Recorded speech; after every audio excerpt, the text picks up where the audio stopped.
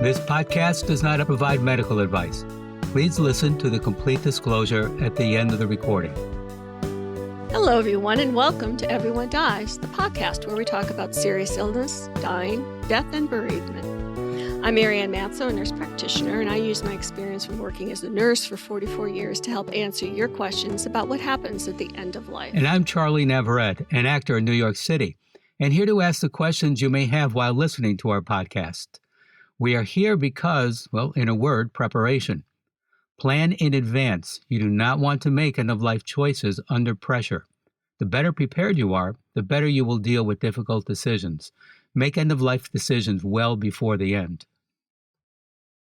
So please relax, get yourself some tomato juice, maybe some celery. Oh, Charlie, you've already got all that out.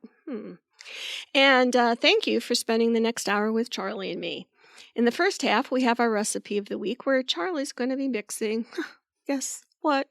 Bloody Marys. Oh. In the second half, we're going to talk about the new reality of virtual funerals. And in our third half, we welcome back Claire Lucky, known as the Grieving Bitch on Instagram, who will be talking with us about the day, 5 months after her wedding day, she arrived home and her husband did not recognize her.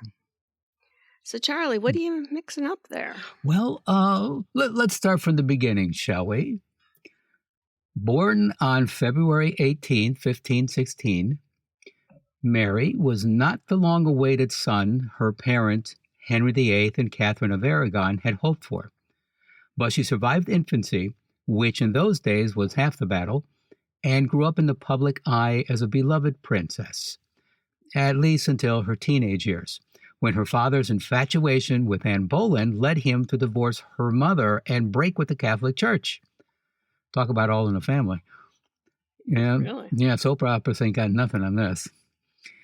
After the death of Henry and 4 stepmothers, her younger half-brother, Edward VI, took the throne as a Protestant reformer.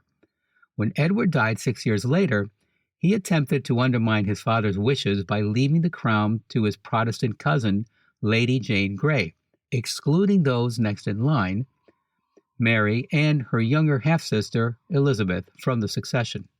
Mary chose to remain in England and fight for what was rightfully hers. Eluding the armies... Good for her. Yes. I'm not going to just roll over and take that shit. Yeah. Eluding the armies of her antagonists, she rallied support from nobles across the country and marched on London. Mary and Elizabeth rode into England's capital side by side, one as a queen and the other as a queen in waiting. The myth of Bloody Mary is one mired in misconception. England's first queen was not a vindictive, violent woman, nor a pathetic, love-struck wife who would have been better off as a nun. She was stubborn, inflexible, and undoubtedly flawed. But she was also the product of her time, as incomprehensible to modern minds as our world would be to hers. She paved the way for her sister's reign, settling precedents Elizabeth never acknowledged stemmed from her predecessor, and accomplished much in such arenas as fiscal policy, religious education, and the arts. On the downside, Mary burned 280 Protestants, and Elizabeth disemboweled Catholics. Well, it's family. Well, it's nice to have hobbies with your siblings. Things in common. It's the original HBO series Succession. Exactly. Yeah. Thank you. The burnings, the main reason for Mary's nickname, are cited as justification for labeling her one of the evilest humans of all time.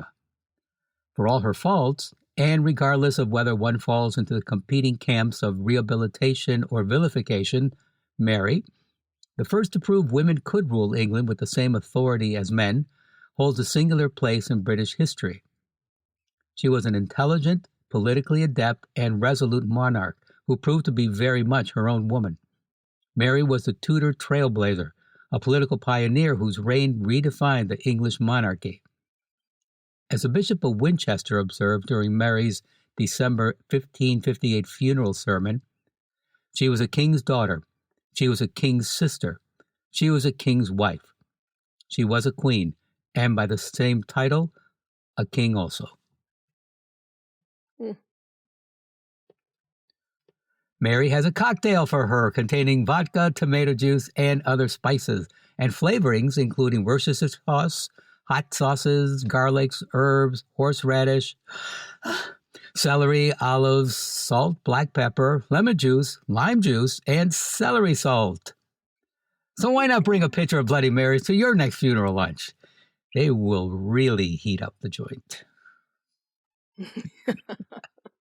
I want to go to that funeral lunch. Yeah. So, for the Bloody Mary recipe, to sit by the fireplace as you tell your children or grandchildren this pleasant bedtime story, please go to our webpage for this and additional resources for our programs. Follow us on Facebook and Instagram, and remember to rate and review this podcast. E is for excellent. As a licensed nonprofit organization, we are dependent on you, our beloved listeners, and always appreciate your donations, which are tax deductible. If you find this podcast to be of help to you, please go to our webpage to donate so that we can continue to provide quality shows about serious illness, death, dying, and bereavement at www.everyonedies.org. That's every, the number one, dies.org.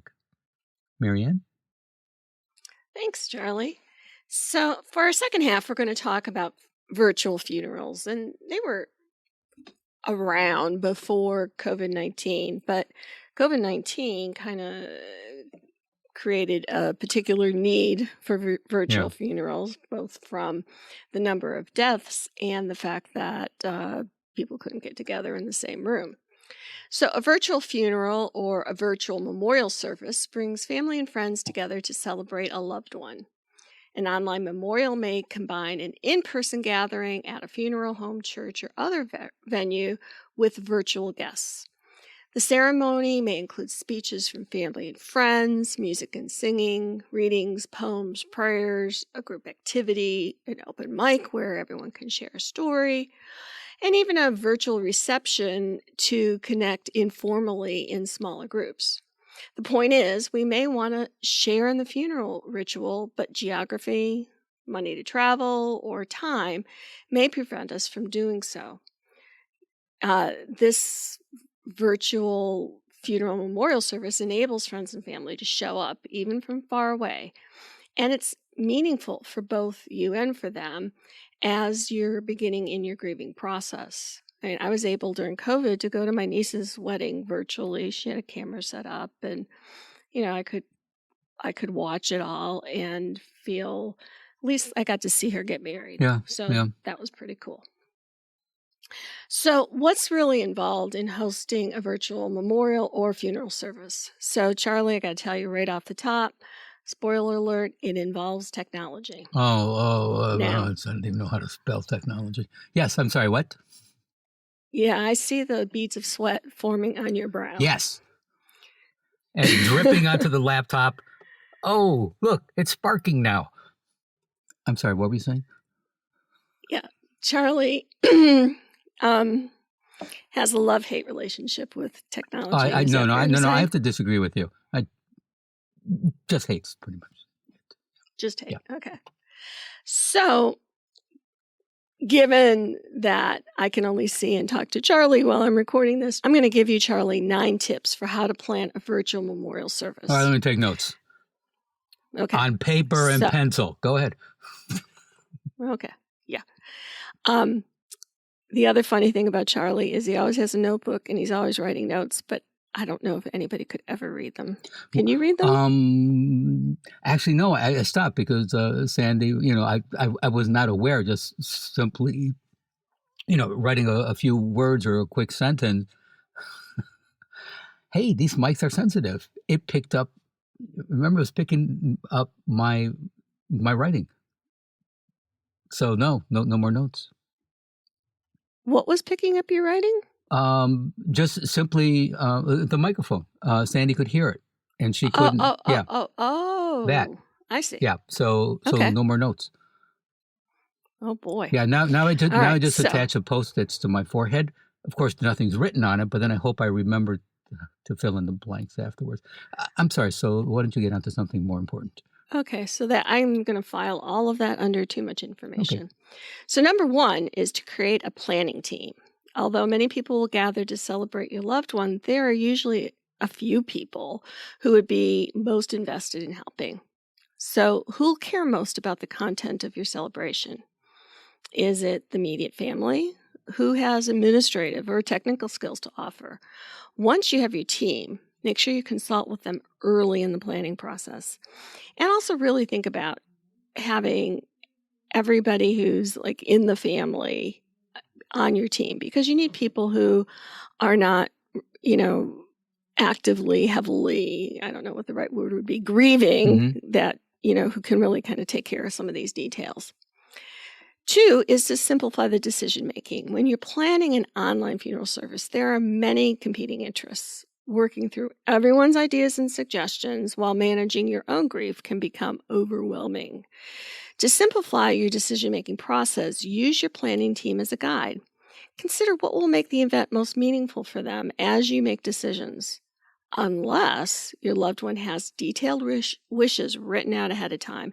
And boy, would people be so appreciative if y'all just did that. Because that way you get the funeral that you want, the music that you want, the entertainment that you want, and makes it easier for everybody else. And it's all about preparation. So, yeah. It's all about preparation. Well, it's not all about preparation, but preparation helps. So, number 3, keep your traditions in new ways. So, we often rely on family and cultural traditions, religion, or how we did it before, quote unquote, to plan funeral and memorial events. If everyone were physically gathered in one place, what would you normally do? Once you determine which traditions to include, give yourself room to create new rituals. You can incorporate things that were meaningful to your loved one. For example, candle lighting, singing, readings of poems and verses, special toasts. Virtual events encourage creativity and flexibility, which will make your event truly memorable and personally meaningful. So number 4 is to consider the tone. Think about the tone you want to set for your gathering. How do you want the occasion to feel? Will it change over time? Is this a celebration of life or a traditional homegoing? For example, you could consider a more somber tone for the beginning and move to an uplifting or a celebratory tone as the event progresses. Your order of events, programs, speakers, and music choices all set the tone. Number 5, organize event contributors. Once you have everyone gathered, who's going to be up on the screen? Do you want to include an officiant, a clergy, a celebrant, singer, or musician? Within the inner circle, who'll want to speak, on what topics, and in what order? What time zones are they all in, and is someone available to coordinate them? Now, if you can do a calendar invite, and you can set the time zone for where the event's going to be, and when you send it out to everybody, it'll fix the time for where the person is. So you don't have to spend a lot of time saying, well, I'm here and they're there, because it'll get goofed up. So use your Google Calendar if you know how to do that. And if you don't, have somebody on your team who does. It's important to have different people overseeing the online aspect and in-person portion. Managing each requires full attention, so it's best to assign people who are not active participants or actively grieving. A friend of a family member that can dedicate their attention during the event to the technical details will be more suited than a spouse, a close family member of the honoree, Charlie. Just get someone else. Yes.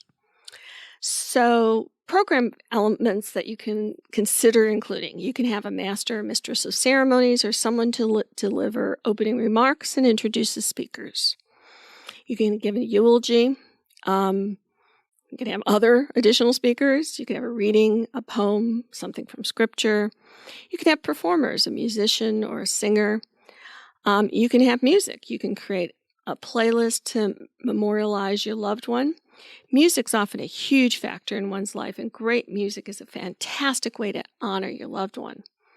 Spotify gives you a little more control. Now, Spotify, for the uninitiated, is a music streaming apps. So Spotify gives you a little more control over what goes into the playlist, like if you want to listen to an entire album.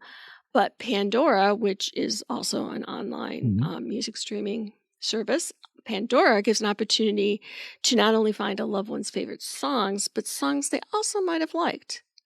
Both can be accessed on a phone or computer and connected to a speaker to provide a soothing or rocking ambiance.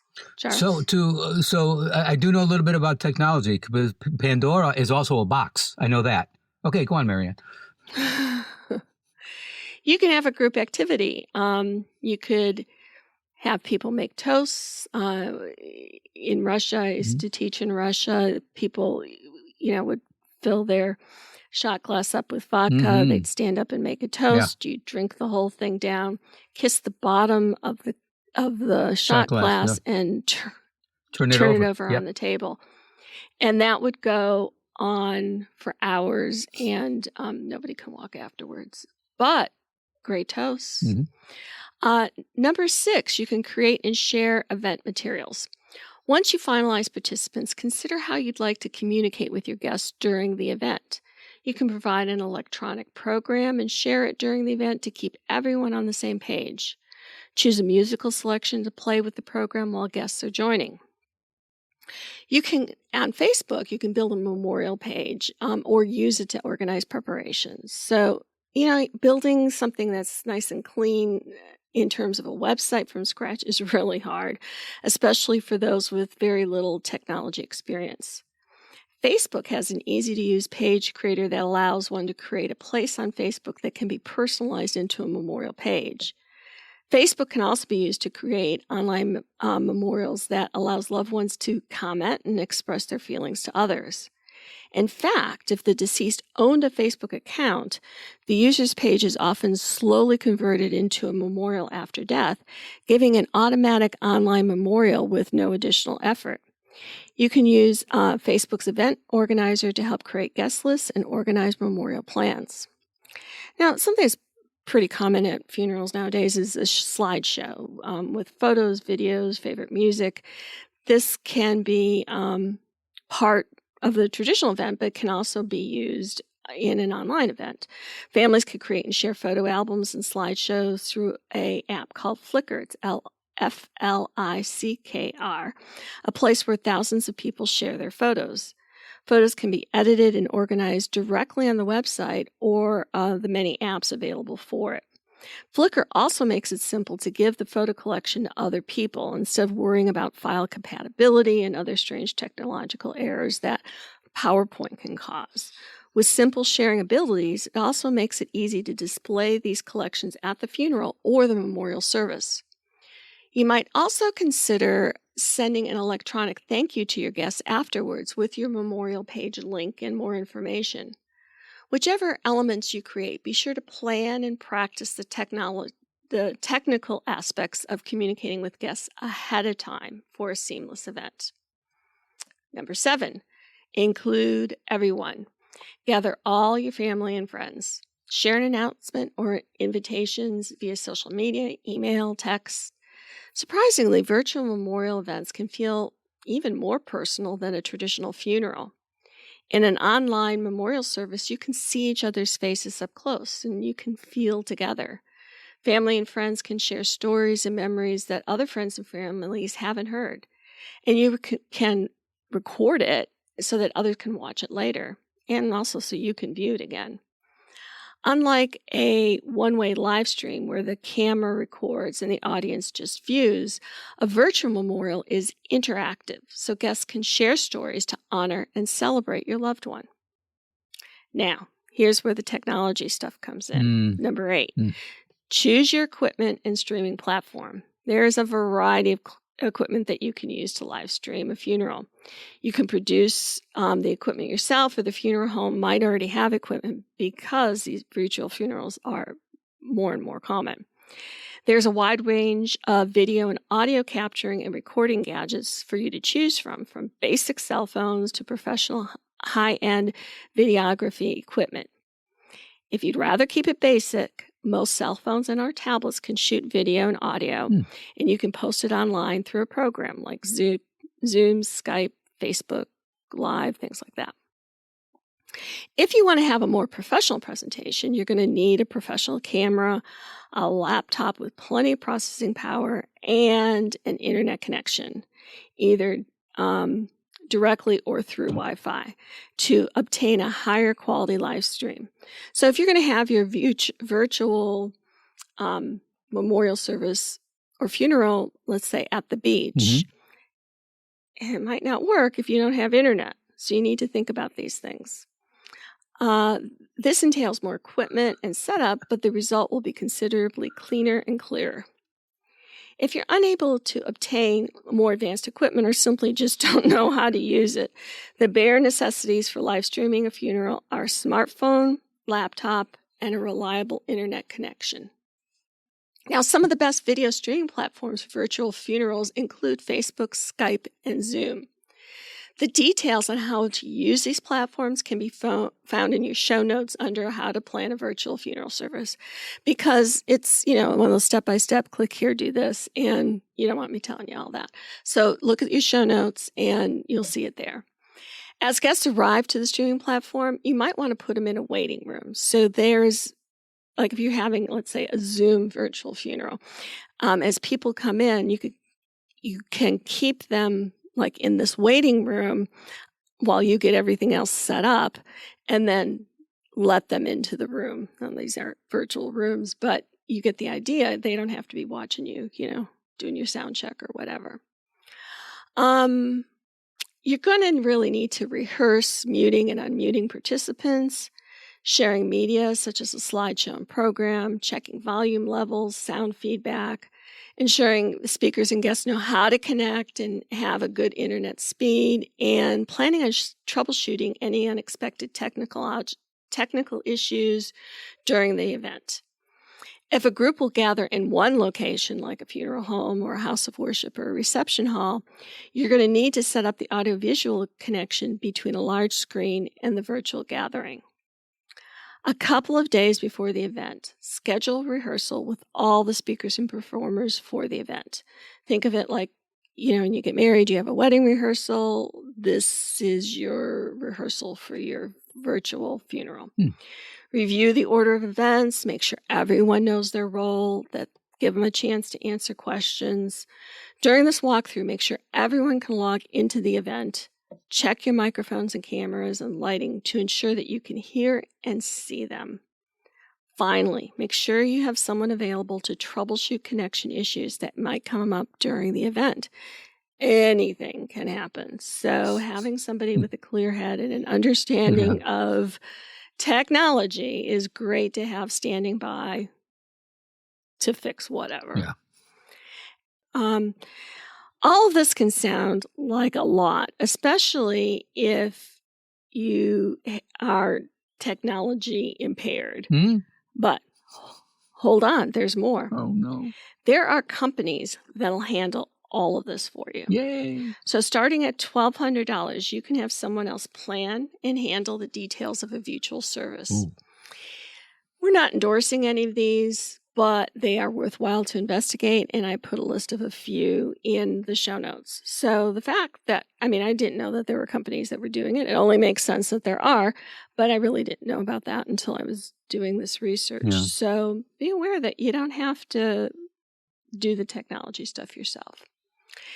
It's unlikely that virtual services will totally replace in-person gatherings, but I can see the value of giving people the chance to participate when time, distance, or money would normally interfere with being able to be there and be supportive for the person's family who's died. Charlie, any thoughts? I just have this vision, people, from afar, even now with, people, working virtually, working from home, wearing a nice shirt, maybe a sweater, looking very swanky, but, in their in shorts or underwear beneath that. I don't know. I just find that as a charming image if you're virtually attending a wedding. I would like to think that there would always people would always prefer something live and in person, but I don't know, with technology advancing and just the ease of not having to get dressed, go someplace, and all this sort of stuff. I mean, I hope everything doesn't go virtual, but I don't know. I can see that happening. Just that would one day take over just simply gathering with people. And just, I don't know, it's because technology seems to be accelerating faster and faster. But I hope it never does replace it, though. And there was just a very, you kept, when you mentioned about, being on the beach, I just had this image, all these people get together, everything's planned, and then you get to the beach and there's no internet. Yeah. Yeah. And it's like one of those things that everybody will look at each other and say, Yeah, exactly. Yeah. oh, yeah. Because you think it's always going to be everywhere. Yeah, exactly. Yeah. And it's not. Internet is not available everywhere. Yeah. So. All right. There you have it. Yep. What do we have for our third half, Charles? Well, what we have is Claire Lucky, who goes under the name Grieving Bitch on Instagram, has joined the Everyone Dies correspondent team. Yay! Cowbell sounds. Oh, wait. More cowbell. We need cowbell. There are worse things, ladies and gentlemen, but not much better. At 8:32 and only 5 months into her marriage, her husband did not recognize her when she arrived home from work one day. He was diagnosed with stage 4 glioblastoma, brain cancer to you and me, in February 2020. Claire was Matt's caregiver until his death in June of 2021. To begin to cope with this loss and trauma, she channeled her sense of humor and inner bitch by creating the Grieving Bitch account on Instagram. Claire is sharing her grief journey and challenges as a 34-year-old widow living in New York City with Everyone Dies in her regular bi-monthly third half segment. Here's Claire. Hey, Claire. How you doing? Good. How are you, Marianne? Very well, very well. So you and I have decided that we're kind of, each interview that we have, we're going to talk about a particular, path along the road of Matt's illness, from his diagnosis right through to his death, and talk about it, pick it apart a little bit, and help our listeners get a sense of your experience, and also a sense of widowhood as a millennial, as a young person in their 30s. So today we were going to go back to February 4th, 2020. And that was the day that you'd been at work and you came home, and Matt didn't know who you are. So tell me what happened. Yeah. So it was 2 days after the Super Bowl on a Tuesday, and my husband and I went to work. That night, he was planning to go to a roller hockey league award dinner, and it's not a professional roller hockey league by any means, but it's more of a beer hockey league, but it's well organized and it's in our community. So Matt grew up playing roller hockey most of his life, and he was really great at it. So he was going to the party because he was going to get the award for best defenseman in his division. And I think it really ended up, I really think it ended up symbolizing so much of how he came back from his cancer in 2017, how much athleticism that he had brought back into his life. So he was really looking forward to it. So anyway, we went to work that day, and I was staying a little bit late to finish up something I was working on, and I wasn't planning to go to the hockey party. It's such a boys' night out, so I figured that's all him. And the clock crawls to 6 p.m., and I noticed his text became a little bit jumbled. He was kind of mixing up topics, like cleaning up our cat's puke and the hockey party, and his texts were a little slurred. So I figured he was just rushing around to clean up and the timing.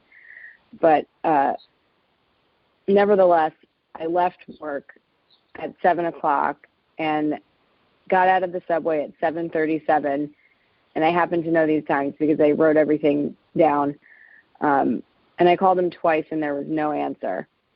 So I stopped to grab dinner and walked into my apartment at 7:50. So we're about almost 2 hours from the initial slurred text. And I was mildly concerned. And the first thing I noticed when I walked in was that the oven was on. And I went into the living room, and I instantly knew something was wrong with Matt by looking at him. He was lying on the sofa. His eyes were wide open, staring at the ceiling, and they were glossy, and his phone was right next to him. He had a drink poured on the table, and I immediately was like, it's just really weird that he didn't answer his phone because it's right next to him. So I decided to ask some questions, and I said, hey, why didn't you answer my calls? And he simply said, oh, I didn't know you called. And then I kept asking about, dinner and things like that, and he was giving me one-word answers, or he wasn't answering me at all. And then he got up and said he needed to get socks. So I let him get up, and I saw that he was going for the front door instead of the bedroom, and then I thought he was trying to dart out of the apartment. So I followed him, kind of grabbed his arm and pulled him back, and he turned around and looked at me, and in that millisecond, I knew that he was scared, and I think he was scared because I was scared, and he didn't know what was happening. So in that moment, I decided to gently and calmly escort him back to the sofa, and I lovingly told him that I would get him his socks. I got the socks, and he was trying to put them on, and he couldn't do it, and he gave up. And I didn't say anything because I didn't want him to dart out of our apartment again. And luckily, our cat was on the coffee table, so he started to get distracted with that, and I was kind of encouraging it. And I was sitting next to him, and that's when I was like, all right, I'm calling 911.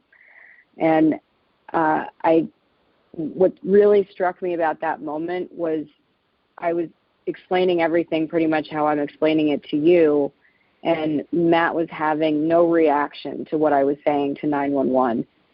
And normally Matt would, right. Say, no, you're not calling. Exactly. Like, I'm not fine. that bad. Who cares about the gushing blood? Hang up the phone. I got a hockey party to go to. Yeah, exactly. Yeah. So, I call, they're on their way, and then I feel like I have nothing to do other than continue to ask him some questions. So I'm kind of prying about the commute home, and he couldn't say anything. He didn't say anything, so I knew he didn't remember it. And it scared the hell out of me because I thought, how long is he going to be this way? How long was he this way? It must have been since he just got home, because how would he have gotten into the apartment otherwise? Because he couldn't even put on his socks, so this couldn't have happened on the subway. So how long did you till you realized that he didn't know who you were? So I didn't realize he didn't know who I was until the fire department showed up. And they were asking a lot of the similar questions that I was. And then they said, do you know who that woman is? And he didn't. He struggled, and he said his mother's name. And then I started to have a panic attack. So, because I knew right then and there that this was worse than I thought. And I broke out in hives, started to sweat. My heart was beating out of my chest. And then 5 minutes after the EMTs arrived, Matt started to twitch. And then I knew it was going to be a seizure. And I knew since I was already starting to have a panic attack, I couldn't be in the room for it. So I went into the kitchen. I got on all fours on the floor, just trying to do some breathing or something. And I heard him start to have the seizures, and the paramedics were starting to restrain him. And it took all of them to restrain this big hockey player. And I just felt like my energy was best to be in another room so I didn't have to witness it. And that's when I started to cry and vomit, and it was just a hot mess in there. And what was going through my head wasn't that the brain cancer was back. I was terrified that Matt was actually going to be dying right in front of me, and I didn't want to see that. Right. Oh my God, Claire. That has to be, do you feel like you have PTSD from that night? Yeah. I think that's going to be a defining traumatic moment of my life that will haunt me for the rest of my life. And I'd seen 3 or 4 seizures, and that one was the worst one. And no one really gives you seizure 101 until it's too late. And the thing about seizures is they can all be different. It's like a spectrum. But his seizure was so different than the one in 2017. I think that's why I didn't connect that this could have been a reoccurrence. I thought that he was dying. Right. Because it's certainly, those really bad seizures are frightening on lots of different levels without, the thought of, oh my God, this is the last. And actually, when you were telling me that he was sitting there staring, my first thought was, well, he was having a seizure then, because the seizures can look like that just they're staring and not answering. Oh, that's interesting. Yeah. So did they take you in the ambulance too, since you were having a panic attack? Well, after Matt finished seizing, I saw that as my opportunity to pack a go bag. So I immediately went into my bedroom and threw in Matt's clothes, tablet, phone charger, water bottle, the Great Gatsby book, and for the record, I put in socks because that seemed to be important. And I'm coming back in, and the EMTs are seeing me like in hives with tears and just such a state, like in this shattered state. And they looked at me. They took one look at me and said, "You guys are going in separate ambulances to the hospital." And it could just be protocol that it was that way, but it furthered my, oh my gosh, is my husband not going to survive the ride to the hospital? And that's why we're separated, because they don't want us to be together because he's not going to make it. That might have been, at that point, they don't know what's going to happen next. So, I'm not an emergency nurse, nor do I play one on TV, so I can only guess that it was probably a good call, just in case, right? In hindsight, that was the right move, 100%. Yeah. I think that was that was it. Plus, who knew,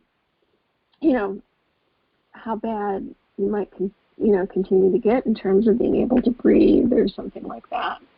It could have been that you ended up being worse off on the way to the hospital.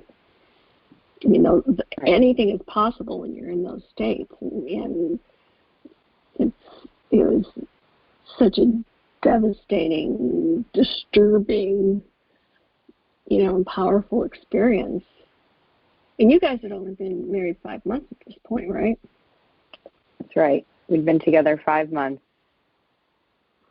So they get you in the ambulance and they take you to the hospital. And how long did Matt have to stay in the hospital? What happened? So we first things first, I didn't know where to go again, and I was having a hard time deciding what hospital to bring him to. And I think that was part of me being in a state of shock. And we ended up going back to the hospital where he had his first surgery, which is Lenox Hill in New York. And when we got there, he was still disoriented. And he didn't completely understand where he was and what's going on. So I remember asking the EMTs what to do. And I remember them saying, you should talk to him. And I remember that being a very impossible task because I felt lost. I felt like I didn't know if he was going to come back to who he was. And I remember sitting at the foot of his bed trying to keep him calm, but he was still trying to rip out his IVs. So I didn't really know how long we were going to be there. Mm-hmm. And we ended up staying for we ended up staying for 2 days because there were a lot of tests that they wanted to order. And fortunately, over the course of the next few hours, Matt slowly became to return to who he was. He slowly became to recognize me again. And it started with him becoming paranoid and aggressive towards me, asking him why he brought me there, why I did this to him, and things like needing to figure out who was on his side. But fortunately, it dissipated around 10 p.m., so it was about a 4-hour ordeal. And I remember recanting the story to one of the ER doctors, and he was in absolute shock and horror when he heard the full story that we just went through, because the last thing he remembered was sending a text about our cat vomiting. And he had such a funny little relationship with our cat's vomit. He manages to always step in it. So I just think.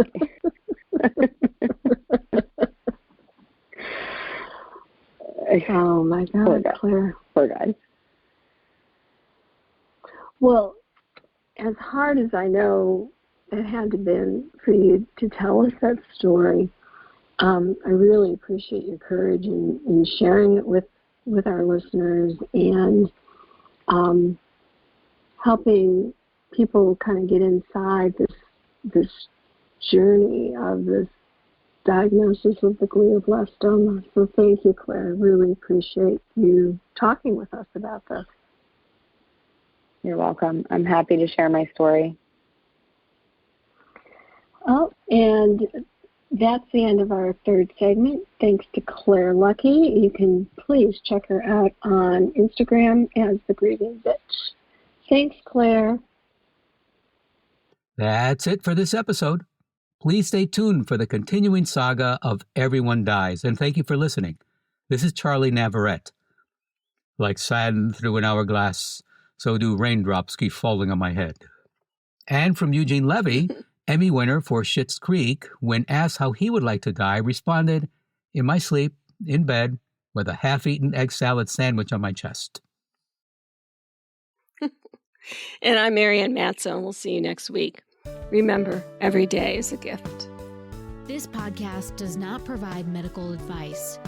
All discussion on this podcast, such as treatments, dosages, outcomes, charts, patient profiles, advice, messages, and any other discussion are for informational purposes only and are not a substitute for professional medical advice or treatment. Always seek the advice of your primary care practitioner or other qualified health providers with any questions that you may have regarding your health. Never disregard professional medical advice or delay in seeking it because of something you have heard from this podcast. If you think you may have a medical emergency, call your doctor or 911 immediately. Everyone Dies does not recommend or endorse any specific tests, practitioners, products, procedures, opinions, or other information that may be mentioned in this podcast. Reliance on any information provided in this podcast by persons appearing on this podcast at the invitation of Everyone Dies or by other members is solely at your own risk.